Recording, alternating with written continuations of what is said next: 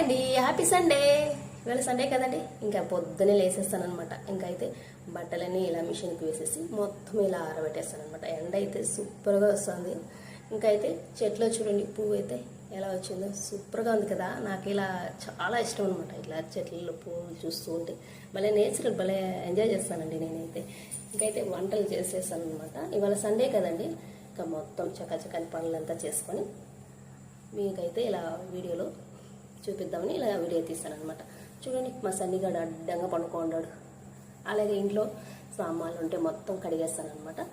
చకచకని పని అయిపోయింది. ఇంకా చర్చికి అయితే బయలుదేరుదాం అనుకుంటున్నాం అనమాట.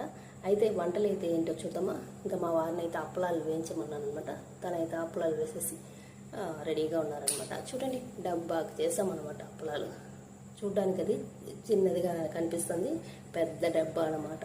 అప్పలాలు అయితే వేసేసి ఇలా పెట్టేస్తాను అనమాట. అయితే చూడండి, టమాటా ఎగ్ వేసి చేశానమాట. సూపర్గా వచ్చిందండి, చాలా టేస్ట్గా ఉండిందనమాట. హ్యాపీగా అందరూ తిన్నారనమాట. సో అదనమాట అండి ఇవాళ సండే అయితే ఇలా చేసుకున్నాను అనమాట. వీళ్ళు అలాగే వైట్ రైస్, వేడి వేడి రైస్ అనమాట. అయితే ఇంకా అప్పలాలు, తర్వాత మజ్జిగ అనమాట. పల్సగా కాకుండా రైస్లో వేసుకునేలాగా చిక్కగా చేస్తాను అనమాట. సో అదనమాట. బాయ్.